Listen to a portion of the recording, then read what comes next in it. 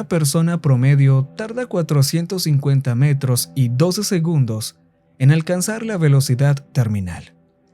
El edificio desde el que yo saltaba tenía 500 metros de altura, más o menos la altura de la torre del World Trade Center, aunque era mucho menos resistente.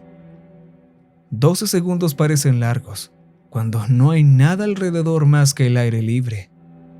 Conté los segundos con la misma intensidad con la que me habían entrenado, negándome a dejar escapar ni un solo segundo. 1, 2. El momento en que mis pies abandonaban la torre era siempre el más desorientador. Lo había hecho docenas de veces, pero seguía existiendo ese momento de pánico instintivo en el que mi cerebro sabía que estaba a punto de convertirme en nada más que una mancha de sangre y vísceras. Me precipitaba hacia el suelo a velocidad terminal sin paracaídas, y ese tipo de miedo no es algo que desaparezca así como así. Me encanta, de verdad, es un subidón que ninguna otra cosa puede igualar. 6, 7. Sabía que estaba gritando por el dolor que sentía en la garganta, pero no podía oírlo por encima del sonido de mis atronadores latidos. El cielo, antes ilimitado, perdió su infinitud ante la suciedad debajo de mí. 10, 11. Podía sentir que algo cambiaba, ver lo erróneo de las corrientes de viento. Hubo un sonido que resonó entre mis huesos, y justo antes de golpear la tierra, estuve fuera de sincronía con el resto del mundo. 12. Caída libre. Antes, retrocedamos un poco. En realidad, retrocedamos mucho, hasta el principio. La teoría del Big Bang es, en esencia, la idea de que todo fue creado en los escombros de una explosión de la que todavía estamos aquí desde hace miles de millones de años. Pero lo que ocurre con las explosiones, especialmente las cósmicas, es que nunca pueden predecirse del todo. La nada que había antes se desgarró para crear los ladrillos del mundo. Se formaron grietas, diminutas en comparación con la inmensidad del espacio, como las estrías de una cadera. Nuestra existencia siempre ha sido frágil, equilibrada como está entre el frío letal de arriba y el magma ardiente de las profundidades, sostenida por algo tan efímero como la gravedad. Todo ello contenido entre el parpadeo del tiempo que es un universo. Esas sombras solo hacen posible que los humanos derriben la precaria estabilidad y acaben en otro lugar. Algún lugar que nunca haya conocido la luz de una estrella. Una de estas grietas se encuentra en el interior de Australia. Solo se descubrió gracias a un paracaidista con un paracaídas defectuoso. Desapareció en el aire y su amigo lo grabó con una cámara, y de alguna manera consiguió que la gente se lo tomara en serio. Probablemente haya más, en algún lugar del mundo, pero aún no las hemos encontrado. Todo lo que hay más allá lo llamamos la sombra. Con lo llamamos, me refiero a mí y al equipo rotativo de científicos, ingenieros y políticos que facilitaron mis viajes al interior de la sombra. Lo peor de la torre era siempre llevar mi equipo hasta arriba. Allá no había espacio suficiente para ponerme el traje, así que tenía que hacerlo en el suelo, con la ayuda de una docena de técnicos. El traje en sí era una combinación entre un traje espacial y un traje de submarinismo, y pesaba 41 kilos. Era una pieza grande, sin costuras, salvo la abertura de la espalda por la que debía meterme. Todo esto para reducir la posibilidad de fugas. ¿A dónde iba? El aire no solo era tóxico, ni solo pasivamente mortal. Iba a atacarme activamente. Una vez que los técnicos me sellaron y realizaron las comprobaciones, tuve que arrastrarme con el traje hasta el ascensor y esperar la pequeña eternidad que tardó el destartalado aparato en subir por sí solo a la torre. Se hizo de la forma más rápida y segura posible, pero hacía tiempo que no se respetaban las normas de construcción.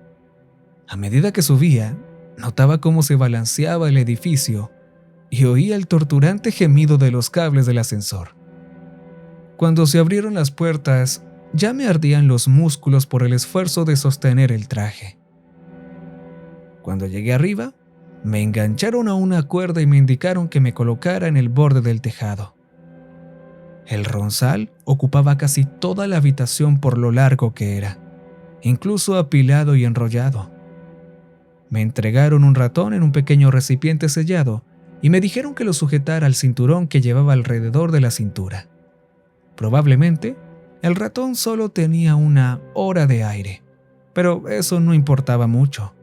Con toda probabilidad, no sobreviviría lo suficiente como para asfixiarse. Las batas de laboratorio bullían de un lado a otro con un fervor nacido de tener cosas interesantes que hacer en el campo de la ciencia. Se arrullaban ante sus relucientes máquinas y solo me hablaban cuando era necesario, utilizando la radio de mi traje porque no podía oír nada a través de su gruesa tela.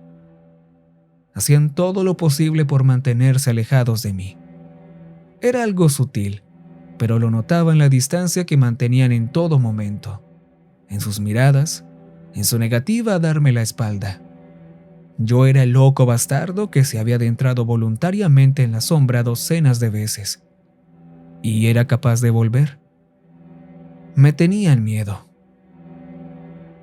Solo habíamos encontrado una sombra, pero los matemáticos y astrónomos estaban casi seguros de que había más, en algún lugar. Pensaban que las otras quizá no estuvieran en la Tierra, y quizás ni siquiera estuvieran cerca, pero probablemente existían. Las grietas, o al menos la que yo atravesé, no era muy cooperativa con la ciencia humana. La cosa que entraba tenía que estar cayendo a velocidad terminal. Tenía que ser bastante pequeño, y no podía haber forma de detener la caída. Si alguna de estas condiciones no se cumplía, los portales no se abrían. Caerías directamente por el aire vacío y te harías pedazos en las rocas. La parte más interesante para los científicos era que la grieta sabía de algún modo si alguien tenía una forma de detener su caída. Al principio no estábamos seguros de por qué la cuerda no me impedía entrar en la sombra, pero la hipótesis de trabajo actual es que, como la cuerda no es lo bastante fuerte como para sostenerme o atraparme, no cuenta. Había sido probado una y otra vez, con docenas de diferentes tipos de equipos: planeadores, mochilas propulsoras, cuerdas elásticas. En todas las ocasiones, las sombras permanecían obstinadamente cerradas, pero no parecía haber forma de seguir adelante. No podían arrojar a alguien desde el edificio sin forma de atraparlo. Pero bueno, por aquel entonces, yo trabajaba como becario de los verdaderos científicos y tenía muchas ganas de saltar del edificio. Siempre había sido un adicto a la adrenalina. No tenía mucho por lo que vivir de todos modos, y sonaba divertido. Así que cuando todos los científicos se fueron a casa, al pasar la noche, tomé uno de los trajes de riesgo, cuerda y equipo, y a un compañero tan falto de sentido común como yo. Estábamos borrachos, e incluso cuando nos enfrentamos a la larga caída, yo seguía absolutamente dispuesto. A mi amigo le costó darme permiso, pero al final se animó, ayudado por un par de cervezas más. Montamos un sistema de poleas de aficionado. Atamos la cuerda alrededor de mi pecho y de las trabillas del traje de riesgo, y salté antes de que pudiera pensármelo mejor.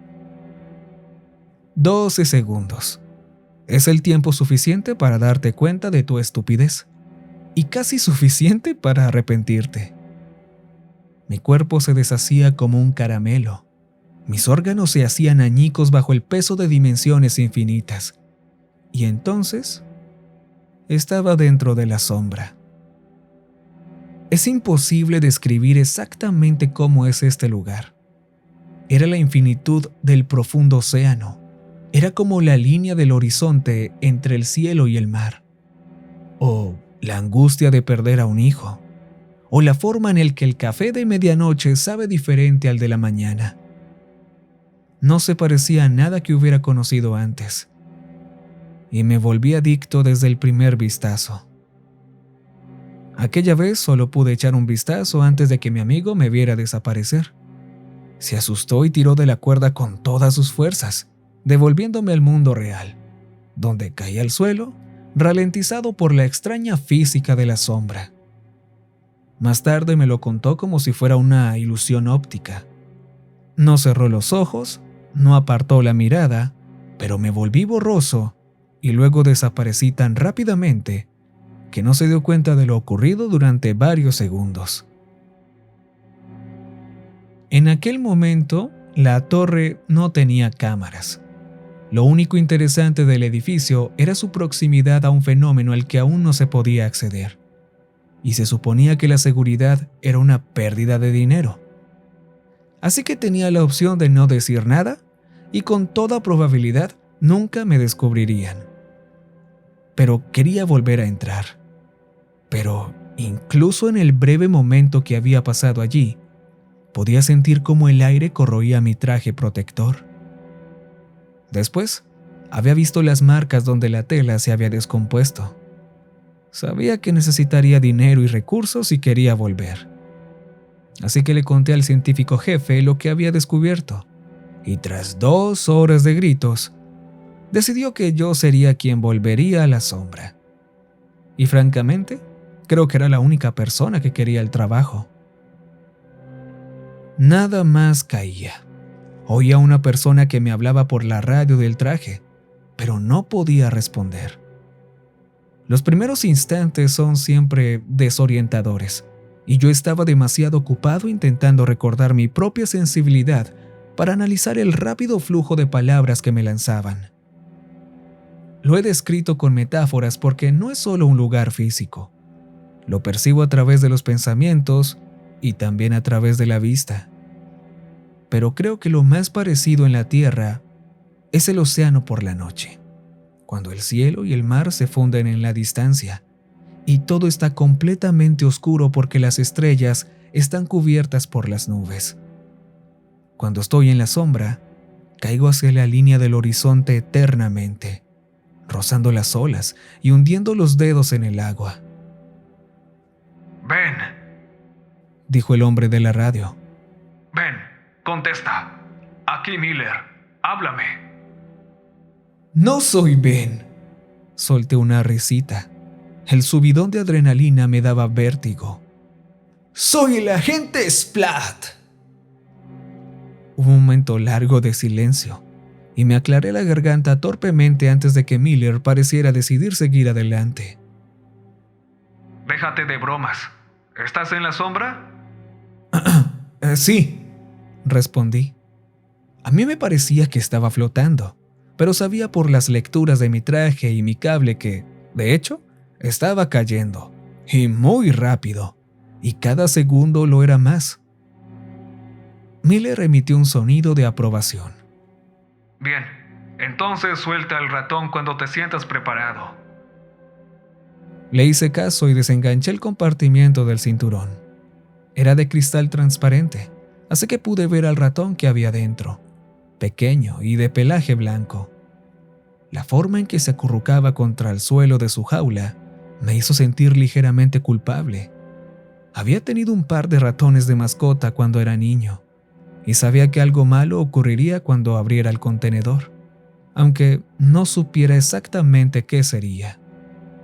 Aún así, tenía un trabajo que hacer, así que pulsé el botón de lateral y expuse el ratón a la sombra. Al instante, su pelaje empezó a descomponerse y a desprenderse de su cuerpo. Cuando desapareció todo el pelo, fue como si las sombras que me rodeaban lo alcanzaran y se hundieran en su piel. Chilló aterrorizado. El negro se extendió por su piel como un relámpago. Los músculos bajo su piel se abultaron y se contorsionaron. Pude ver humo negro en su respiración cada vez que exhalaba. Su pequeño pecho estaba agitado. Se giró para mirarme, con sus ojos rojos bordeados por la oscuridad de la sombra, y se hizo polvo. El polvo salió despedido y se postró en mis manos enguantadas. Informe. Preguntó Miller, con una voz inusualmente suave. ¿Estás herido? Mis manos temblaban, levantando pequeñas columnas de polvo de ratón muerto. Estoy bien, pero el ratón está muerto. Obviamente. Sabíamos que eso pasaría al entrar. Detalles, Ben. Dame detalles. Bien. ¿Cómo que se contorsionó? Como si su piel tuviera la forma incorrecta para sus órganos. Y luego se disolvió. Miller dijo algo más, pero no lo oí, porque estaba mirando el polvo negro que solía ser un ratón. Había pensado que estaba encima de mi traje, pero ahora que lo miraba, parecía estar incrustado en él. No incrustado. Estaba en realidad raspando la tela, moviéndose, intentando llegar a mi piel. ¡Sácame de aquí!, dije, agitando los brazos salvajemente porque no se me ocurría otra cosa que hacer. ¡Sáquenme de aquí ahora! A su favor, Miller no hizo preguntas. Se limitó a actuar. A diferencia del espacio o el mar, es más fácil mover cosas en la sombra. La cuerda que utilicé, que seguramente se habría roto en la tierra, fue más que suficiente para tirar de mí hacia arriba. El proceso de salir es muy diferente al de entrar. Solo la intención de salir y el cese de la caída parecen ser suficientes, sin tener en cuenta hasta dónde caí realmente en la sombra. Solo hicieron falta un par de segundos para que los científicos me levantaran con el cable y el mundo volviera a cambiar. Pero fueron los segundos más largos de mi vida.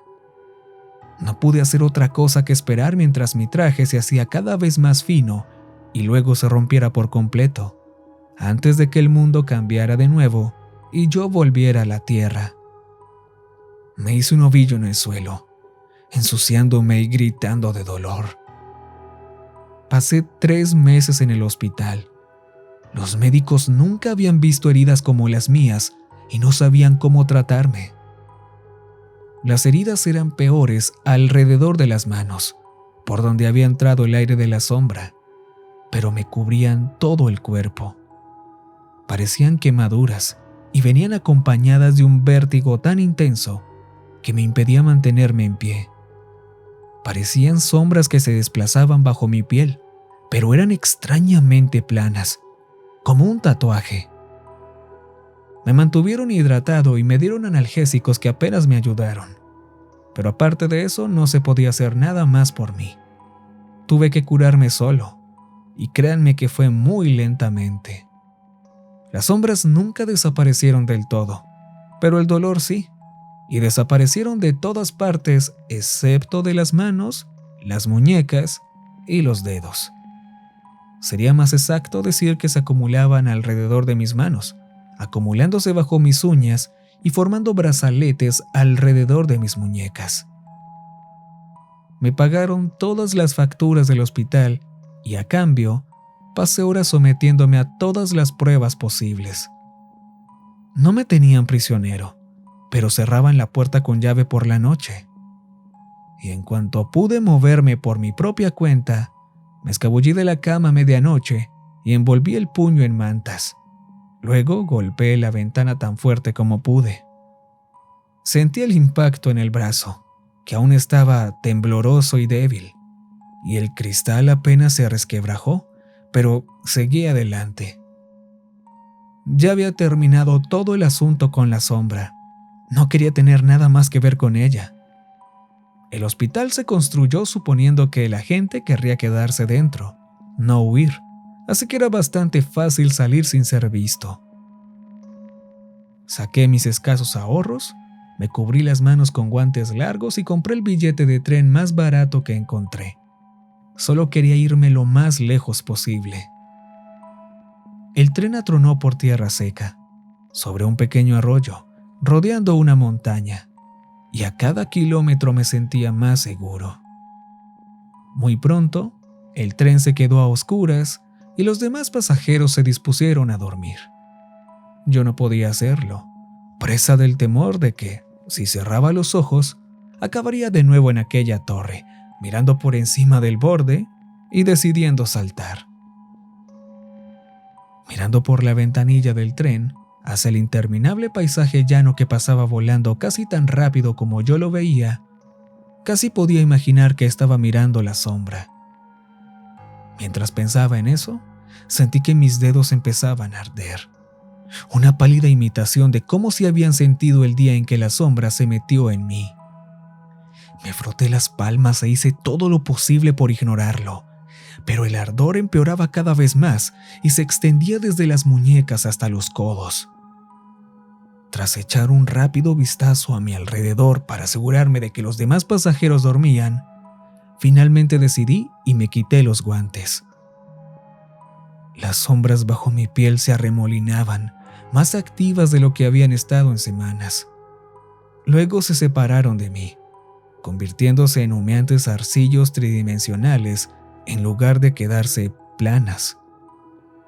Intenté empujarlas hacia adentro aplastándolas contra el muslo, pero se extendieron formando un halo alrededor de la mano y volvieron a levantarse cuando me quedé quieto. Se enroscaban entre sí, formando un círculo impreciso justo encima de la mano. Sentí ese vértigo que me había perseguido durante mi recuperación, y entonces, con un chasquido, apareció un ratón en el centro de mi palma.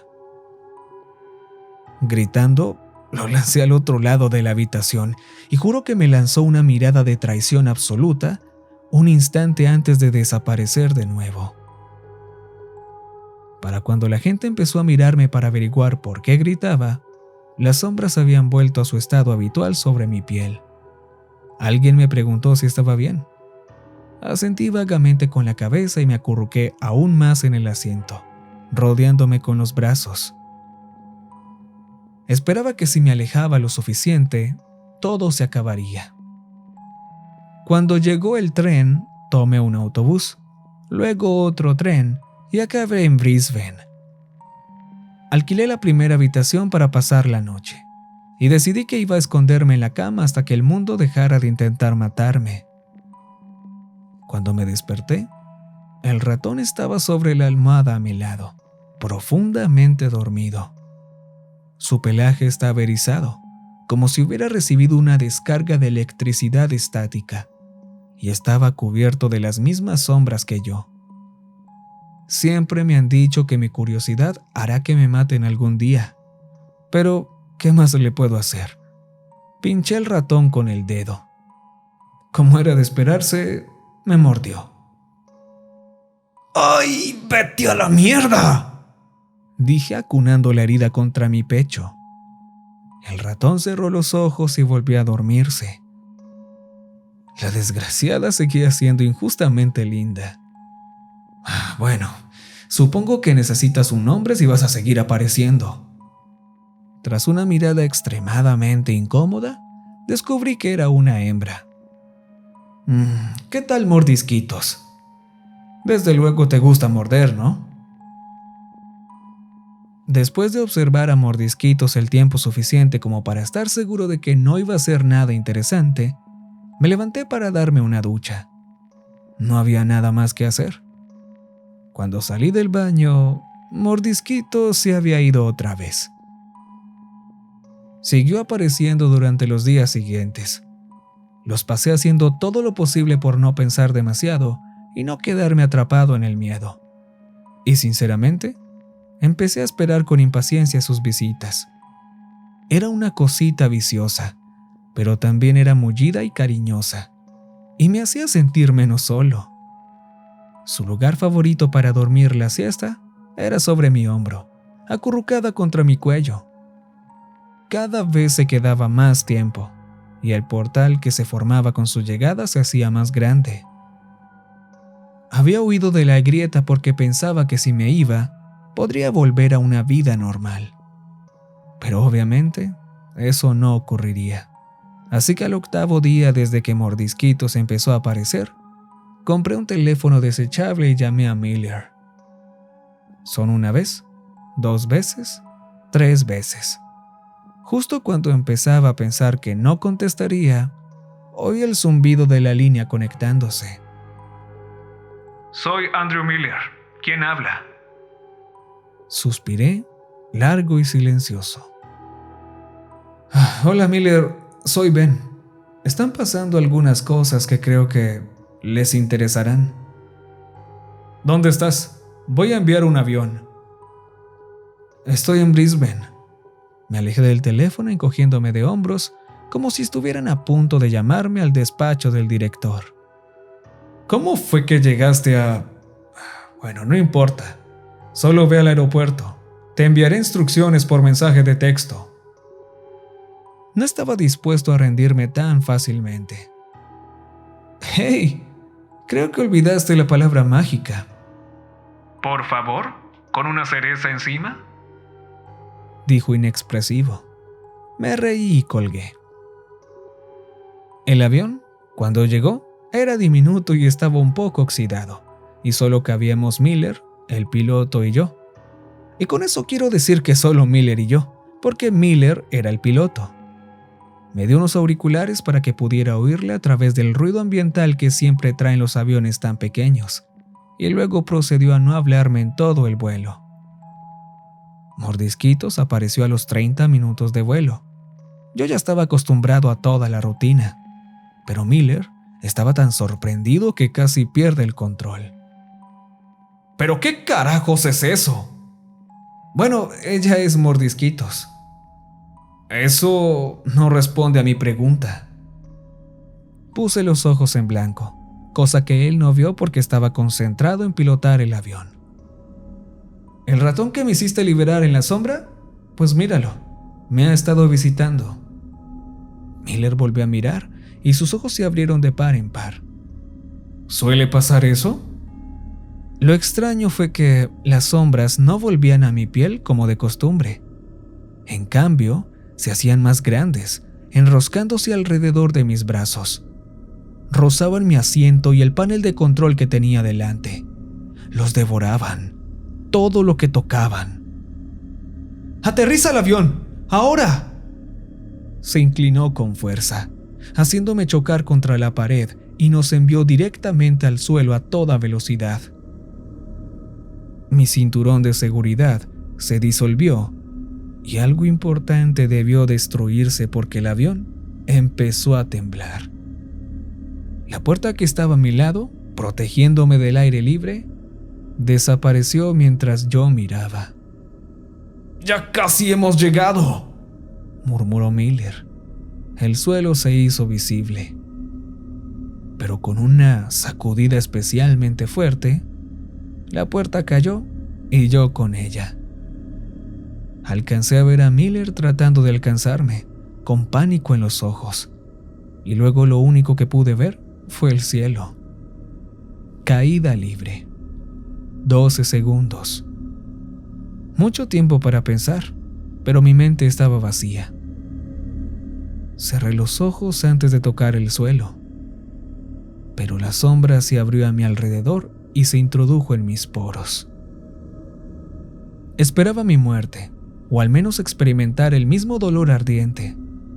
Pero pasó un momento, luego otro, y cuando por fin abrí los ojos, seguía vivo, precipitándome a través de la sombra sin protección. Caí duramente un tiempo sin sentido. Tuve sed, luego hambre, pero nunca hasta el punto del dolor o la muerte. Me perdí en la caída. Cuando apareció la primera imagen, pensé que era un espejismo, pero luego volvió a ocurrir. Eran solo destellos, instantáneas de otros mundos, árboles de cristal, aire ardiente, dinosaurios que hablaban como humanos, una civilización al borde del colapso, otra que empezaba a crecer, campos de animales cultivados como el trigo, un muro que dividía la tierra en dos, páramos y paraísos, todos conectados por la sombra. La verdad, estaba llorando, sollozando con los ojos muy abiertos.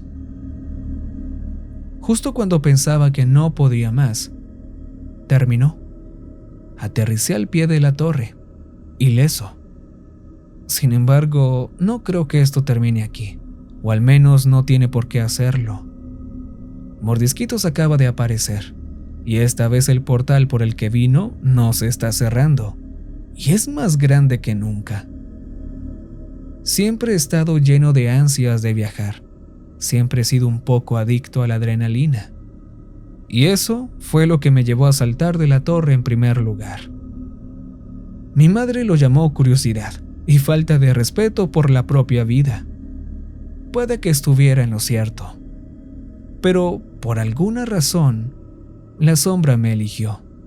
Y cuando termine de escribir esto, voy a atravesar ese portal de nuevo. Y entonces, supongo que veré hasta dónde puedo caer.